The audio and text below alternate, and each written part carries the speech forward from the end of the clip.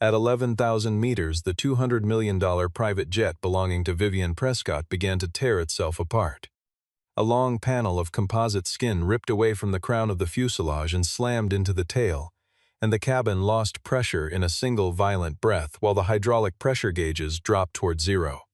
Vivian was thrown out of her seat, and she crawled across an aisle littered with broken glass, searching for Ryan Walker, the man she had mocked in front of the cameras less than an hour before. When the captain shouted that they were losing control of the tail, Vivian grabbed the sleeve of Ryan's uniform.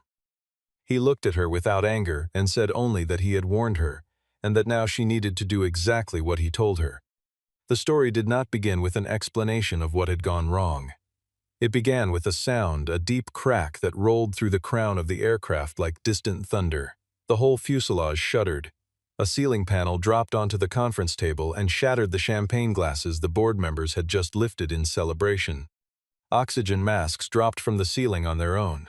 The warm yellow cabin lighting switched to a pulsing emergency red, and an alarm rang without pause, blending with the screams of passengers and the shriek of wind tearing through the damaged section of the airframe. Vivian was thrown from her leather seat and struck the floor shoulder first. Her elegant dress was already covered in dust and broken glass from the ceiling. Less than an hour earlier, everyone around her had laughed along when she mocked Ryan's warning. Now none of the people with the highest titles on that airplane knew what to do. George Mercer opened his laptop, but the data kept flickering out because the power was unstable. He repeated again and again that the panel that had come loose was not part of the primary structure, as if saying it enough times could make the danger disappear. Ryan looked out through the window and saw the tail vibrating in a steady, unnatural rhythm. He understood that the piece of skin that had already torn free was not the real danger anymore. The danger was the force traveling through the horizontal stabilizer, and if that cycle continued, the tail could lose the ability to hold the aircraft steady. Captain William Hayes announced that one hydraulic line had lost pressure entirely, and that the plane could not hold its altitude, dropping in short, sickening bursts. Vivian crawled toward Ryan and asked him if he could save them. He did not answer right away. He looked at the terrified faces of the people who had laughed at him only minutes before, then turned toward the door that led to the technical compartment near the tail. Finally, he said that he needed full control over every technical decision from that point forward, and that no one was permitted to override his instructions. Vivian agreed without a single objection. Just before Ryan opened the hatch into the technical compartment, the story folded backward, to 50 minutes before takeoff. The morning had begun quietly at Prescott Global's private aviation center in Los Angeles. Ryan had just finished a night shift, but he had not gone home yet. He had been asked to help with the final inspection of the Asterion jet before its acceptance flight. He was a large man, broad through the shoulders, and he had to duck slightly under the low doorway of the equipment room.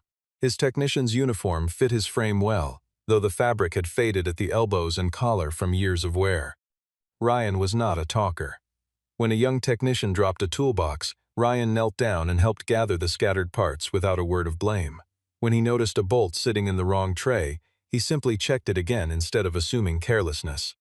A coworker asked why Ryan still worked the overnight shift when it was obvious his skills went far beyond it. Ryan only said that the current schedule worked for his family. He did not say anything more, and his past was not revealed yet. His phone buzzed with a short voice message from his daughter Leah. She was getting ready for a performance at school, and she was afraid she would forget her lines in front of everyone. Leah did not appear in person. Only her small, worried voice came through the speaker. Ryan wrote back a short reply. He told her that other people laughing did not mean she was wrong, and that she should stay calm and simply do what she had practiced. This was the only scene involving Leah for most of the story. He promised he would be home that evening, checked the clock, and returned to work. The Asterion jet sat in the middle of the hangar like a monument to wealth, its fuselage a pearl-white shell trimmed in polished metal, a carpeted staircase leading up into the cabin. Ryan was not impressed by the luxury interior. What caught his attention was a very small cracking sound coming from the rear crown of the fuselage. The sound appeared right as the ground crew began pressurizing the cabin for a routine check. Ryan stopped walking. He waited. 10 seconds later, the sound came again. A technician nearby suggested it might just be the metal skin adjusting to temperature. Ryan placed his hand against the fuselage near the newly installed satellite antenna housing, and he felt a faint vibration passing through the surface. His expression turned serious. He asked the ground crew to hold the pressure steady and to bring him a ladder. He climbed onto the top of the aircraft and ran a flashlight along the seam of the aerodynamic composite housing built to conceal the new satellite antenna system. From the outside, everything looked flawless. There were no visible cracks, no missing fasteners, and no warnings from the diagnostic computer. But a thin layer of white powder along the seam told a different story. It meant the adhesive bond was already being ground down by movement between two surfaces that were supposed to be locked together. Ryan performed a simple tap test, running a small tool along the composite panel. Where the bond was solid, the sound came back short and firm. Near the rear section, the sound turned hollow, telling him a void was forming beneath the panel. George Mercer arrived, annoyed that Ryan had held up the ground crew. He said the ultrasonic inspection had been completed the night before and had found no defects. Ryan asked when exactly that scan had taken place. George admitted it had happened before the aircraft went through its final pressurization cycle. Ryan understood immediately what that meant. The final pressurization had put new stress on the bonded seam, meaning a fresh defect could have formed after the old data was collected, which made the earlier scan almost worthless now. Ryan pulled up the renovation file. Inside, he found that the adhesive listed on the invoice did not match the material approved by the manufacturer. The curing time on record was only 2 hours. There was no signature confirming the required low-temperature test, and one line noted that the panel had received a conditional approval simply to keep the schedule on track. Ryan asked George who had authorized the change in material. George said the contractor had assured everyone the new adhesive was just as strong. Ryan pushed back, explaining that strength at room temperature meant nothing at 50 degrees below zero. He kept his explanation simple. When the plane climbed to altitude, the composite panel and the metal frame underneath it would contract at different rates. If the adhesive did not have enough flexibility to absorb that difference, the seam would begin peeling from the leading edge, and high-speed airflow would force its way into the gap and tear the whole panel off the way wind rips a roof from a house. George asked how serious the consequences could be. Ryan pointed toward the tail. He said the panel could strike the horizontal stabilizer directly. If the piece was large enough, it could damage the flight control system or a hydraulic line. Ryan requested that the flight be grounded, that the panel be removed entirely, that the ultrasonic scan be repeated, and that the adhesive and curing time be fully verified. The process would take at least 45 minutes just to determine how dangerous the situation was, longer if repairs were needed. George glanced at his watch. This flight was carrying Vivian and the board of directors to New York for a merger deal worth $6 billion. He said they could not afford the delay. Ryan replied calmly that 45 minutes on the ground was far better than 5 minutes without control in the sky. At that exact moment, Vivian's motorcade rolled into the hangar, trailed by camera crews, publicity staff, and members of the board. George never told Vivian that Ryan had found a structural risk. He simply told her that a night shift employee was slowing down the schedule over what he called a cosmetic flaw.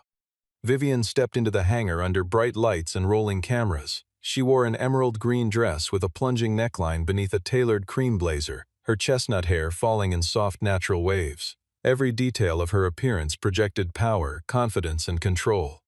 She was filming a short broadcast before the flight, hoping to use the new jet as proof that Prescott Global had entered a modern new era. Seeing that the ground crew had not yet closed the aircraft doors, Vivian asked what was causing the delay. George called it a small sound after the renovation work. Ryan stepped forward and corrected him. He said it was not a sound inside the cabin at all, but a sign that the composite panel was beginning to separate from its bonded seam. Vivian asked for his name and his position. Ryan told her he was Ryan Walker, night shift composite inspection technician. Vivian looked at his faded uniform, then glanced around at the row of managers standing in tailored suits. She asked if the official inspection system had found any defect. George said no. Vivian turned back to Ryan. She asked if he wanted to delay the company's biggest deal because of a sound that only he claimed to hear.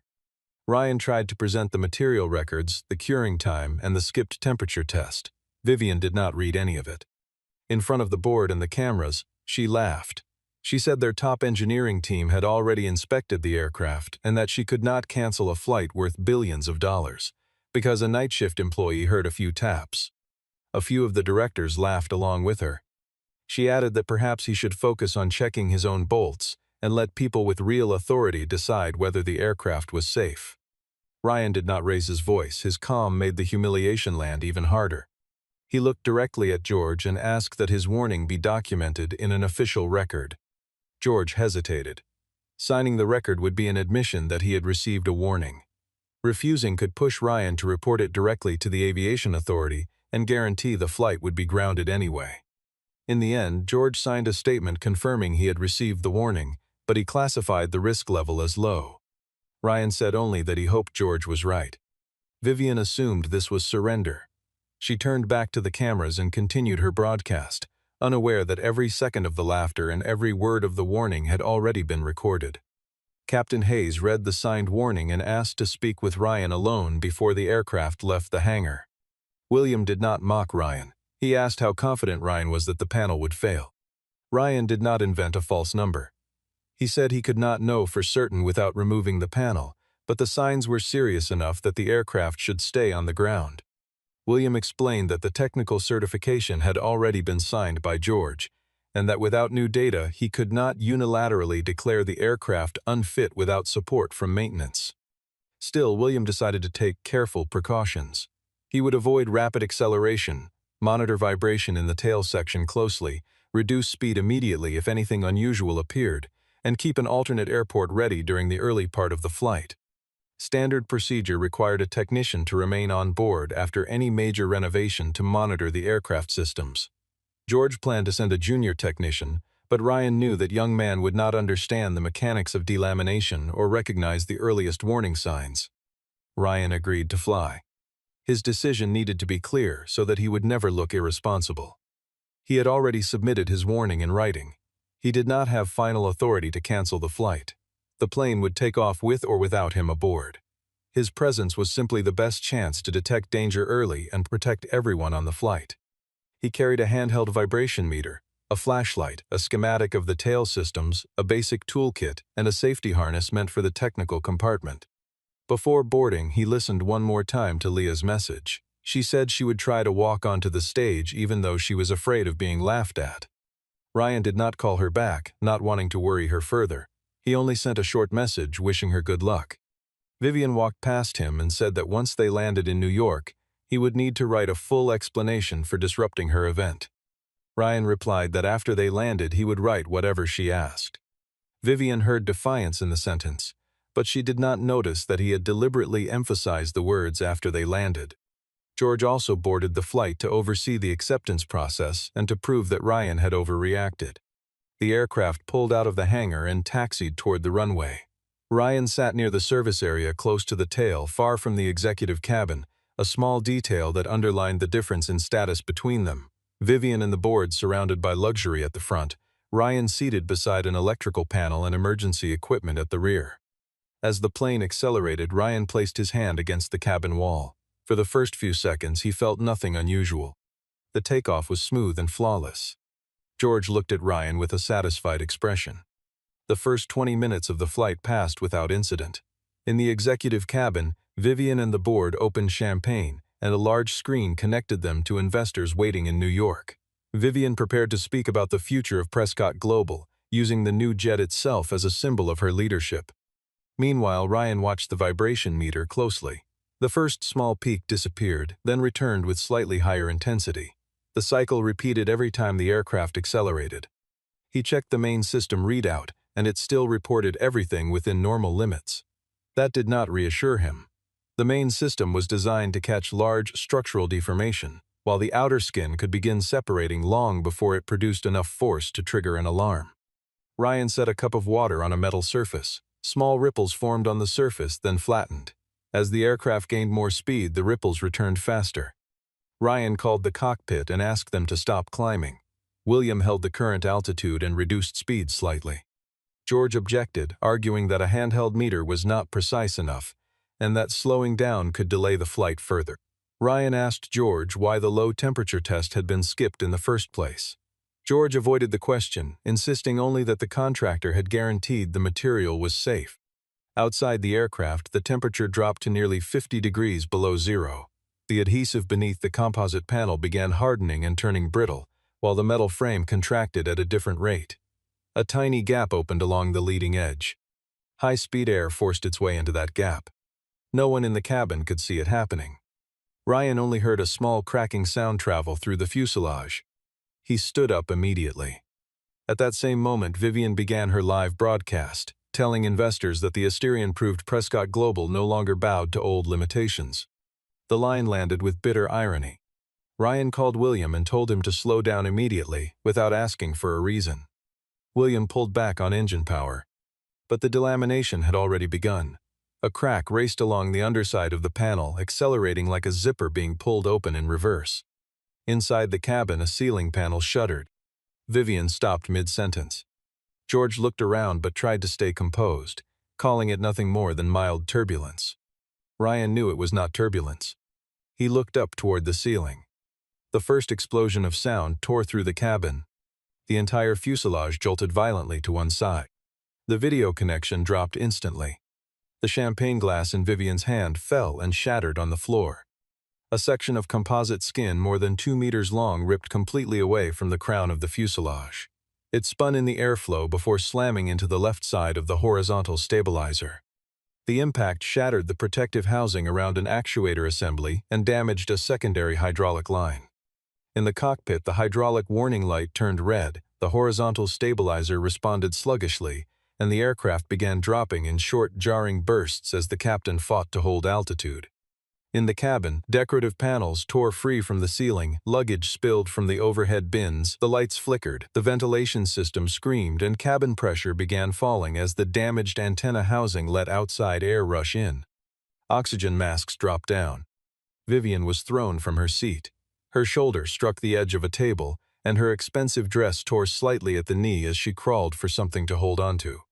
A board member who had not fastened his seatbelt was thrown into the aisle. Ryan left his seat, secured himself with his harness, and pulled the man back into his seat before the falling ceiling panel could strike him. The gesture revealed something essential about Ryan's character, that even after being humiliated by these people, he chose to save them before thinking of himself. George stared at the readout and insisted the panel that came off was never part of the load-bearing structure. Ryan answered that it did not need to be part of the structure. It only needed to hit the right thing. A second impact echoed from the tail. The horizontal stabilizer began to shudder, and each cycle of vibration changed the angle at which the aircraft was descending. William reported that they had lost one hydraulic system but still had 2 backups, though one actuator near the tail might already be jammed. George opened the technical diagram, but his hands shook too badly to make sense of it. Vivian was still trying to hold on to control. She told a flight attendant to calm the passengers, then asked William how long it would take to return to Los Angeles. William answered honestly that they could not turn back yet. First, they had to secure the tail. A second section of the panel tore away. This time, the sound was like the whole fuselage being ripped in half. Vivian looked out the window and watched pieces of white material vanish into the airstream. The plane banked sharply, and she was thrown down at the exact spot where she had stood minutes earlier, raising a glass and declaring that Prescott Global never accepted delay. It was the sharpest image of instant consequence in the entire story. Vivian turned to George and said he had told her the aircraft was safe. George answered that every report had been signed. Vivian asked if he knew how to fix it. George said nothing. He held power on the ground because of his title, but he had no real knowledge to handle the disaster now unfolding. Vivian turned to Ryan. He was the only person still focused, tracking the vibration cycles, the pressure readings, and the response of the aircraft itself. Ryan told William that the tail actuator was locked by trapped pressure from the broken hydraulic line. If that pressure was not released, the vibration would keep growing until the stabilizer lost its structural capacity. William asked how much time they had. Ryan did not give an exact number. He said simply not long. Vivian crawled across the glass-littered aisle to reach him. For the first time, her voice carried no command at all. She asked him to please save them. Ryan did not use the moment for revenge or humiliation. He gave 3 clear instructions. Every passenger needed to return to their seat and fasten their belt. The path to the technical compartment needed to be cleared completely. No one, including Vivian and George, was permitted to alter his technical directions. Vivian agreed instantly. Ryan added that she did not need to apologize to him right now. She needed to help the others survive. The line kept Ryan on the moral high ground without turning him into someone who lectured. Vivian pulled off her heels so she could move safely. Along with the flight attendants, she pulled luggage out of the aisle, helped a wounded board member, distributed backup oxygen masks, guided people back to their seats, and kept the rear area clear for Ryan. This marked the beginning of Vivian's transformation. She stopped performing the role of chief executive and started doing whatever needed to be done. Ryan contacted William and asked him to descend below the altitude that required high cabin pressure, reduce speed close to the safe minimum, avoid any sudden maneuvers, switch the horizontal stabilizer to backup control, and prepare to divert toward the longest runway within range. William complied. The reduced speed weakened the vibration but did not eliminate it. The horizontal stabilizer remained locked at an angle that kept forcing the nose downward. William had to hold constant back pressure on the controls, and he could not sustain that indefinitely. Ryan explained that the system had 3 layers of protection. One hydraulic line had failed, but if the trapped pressure could be isolated and released, the backup electrical system could take over control of the stabilizer. George objected that this procedure was not part of the standard emergency checklist. Ryan asked if he had a better option. George did not answer. Ryan opened the technical cabinet in the rear service area and found a trail of hydraulic fluid running down a bulkhead, confirming his diagnosis. He told George to read the pipe schematic while he checked the isolation valve. George could not keep pace with how Ryan was tracing the system. He asked Ryan if he had ever worked on the Asterion before. Ryan did not answer right away. A new jolt shook the aircraft, and a section of ceiling collapsed toward the rear. Vivian used every ounce of strength to pull a flight attendant clear before the falling panel could strike her. Ryan watched Vivian for a moment. He recognized that she was genuinely following instructions now, no longer concerned with her image at all. He opened the hatch to the technical compartment. William reported that the horizontal stabilizer was down to roughly 40% of normal response. Ryan fastened his safety harness. Vivian asked if it was dangerous to go in there. Ryan told her that if he did not go in, every part of that aircraft was about to become dangerous. George asked where Ryan had learned that exact procedure.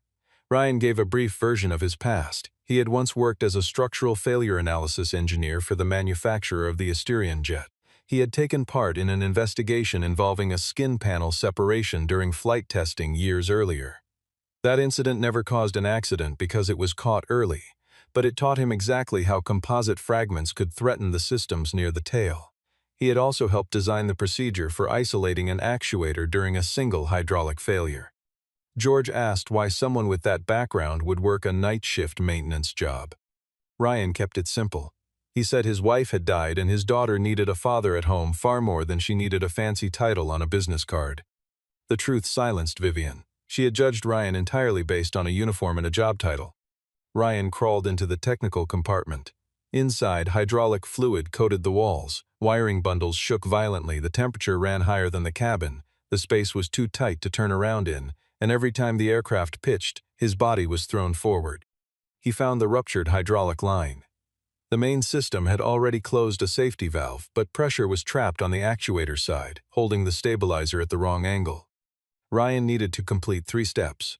Lock the forward valve to protect the 2 remaining hydraulic systems, manually open the pressure release valve, and activate the backup electrical control system.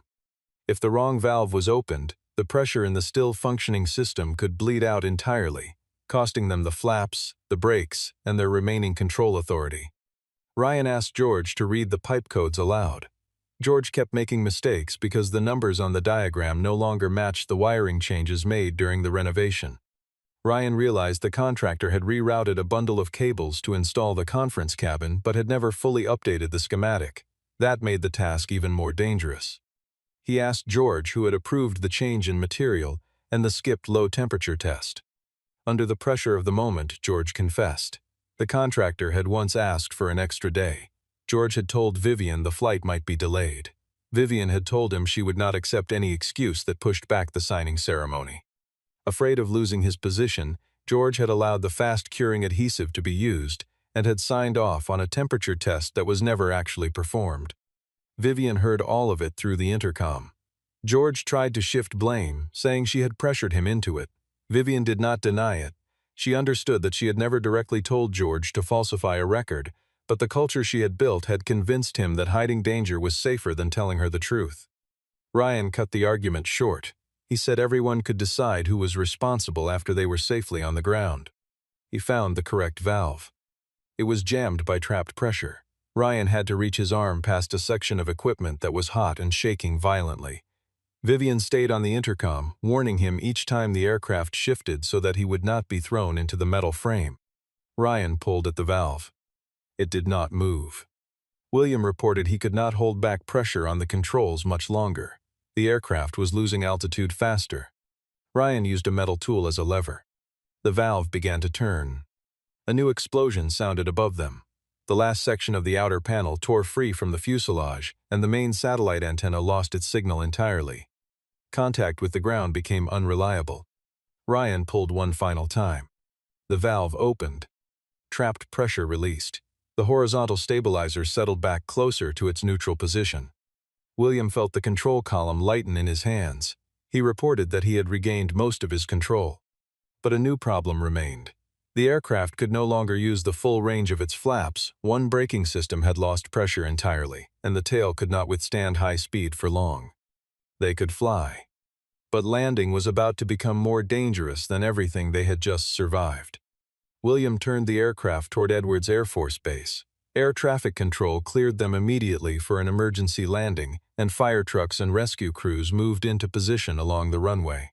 Ryan left the technical compartment with a mild burn on his arm, his uniform soaked in hydraulic fluid.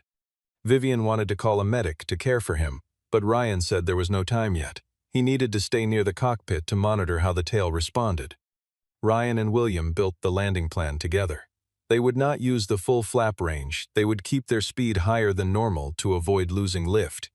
They would touch down as gently as possible. They would rely on aerodynamic braking before using the backup brake system.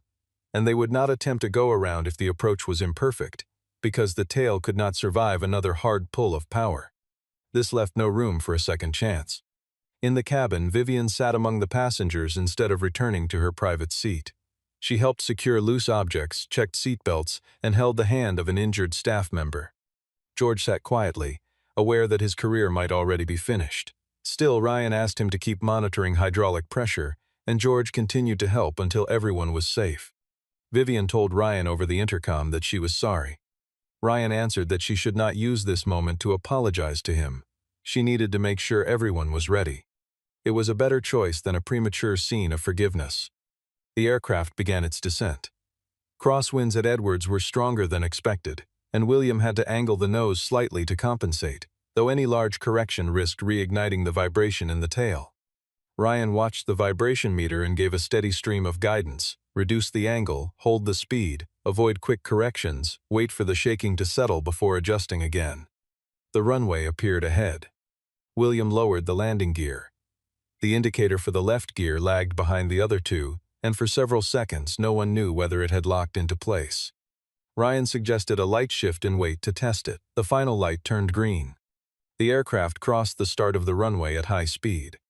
The right wheel touched down first. The aircraft bounced. The left wheel slammed down hard, and a tire burst with a noise so loud that passengers thought the fuselage was tearing apart again.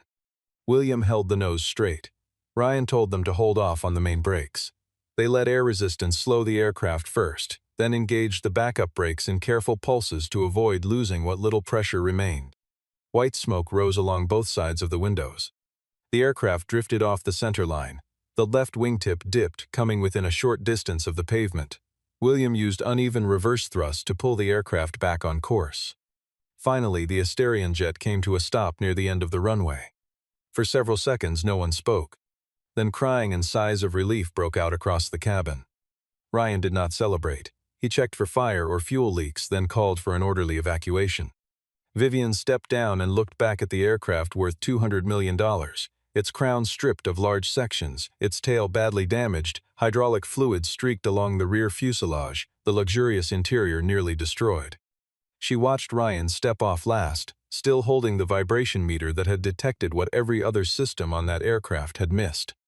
Vivian understood that the most valuable thing on that flight had never been the jet at all. The investigation began immediately. It confirmed that Ryan had correctly identified the earliest signs of delamination. that the adhesive used was never suited for extreme low-temperature conditions, that the curing time had been cut short, that the required test had never been performed, that George had signed an incomplete certification, and that pressure from executive leadership had helped create a culture where mistakes were hidden rather than reported. The video of Vivian laughing at Ryan spread across every news outlet, placed beside images of the torn Asterian sitting on the runway. The board urged Vivian to place the entire blame on George and the contractor. She refused. At a press conference held in the very hangar where Ryan had once been humiliated, Vivian admitted publicly that George had signed a flawed record, but that she had built an environment where employees feared disappointing her more than they feared causing an accident. She said that she had judged a warning by the title of the person delivering it, and that the arrogance nearly cost many people the chance to return home. Vivian did not turn George into a scapegoat. He was suspended pending the investigation and held responsible for his own signature, but she accepted the responsibility of leadership as well. Vivian announced a series of changes. An independent safety division would be formed, separate from executive leadership. Any employee would have the authority to halt a flight when they identified a credible risk. No one would be punished for raising a warning in good faith. Any decision to dismiss a warning would require an independent written review. She asked Ryan to become the first director of that new division. Ryan did not accept immediately for the money or the title. He set his own conditions. The division needed to be genuinely independent. No chief executive would be allowed to pressure the safety division into changing its conclusions. His schedule needed to allow him to continue meeting his responsibilities to his daughter. Vivian agreed. That evening, Ryan returned home. Leah appeared only in one short scene. She had already finished her performance at school, and now she performed a small piece of it again in the living room, just for her father. When she finished, Leah asked if people had laughed when he told them he was right. Ryan said yes.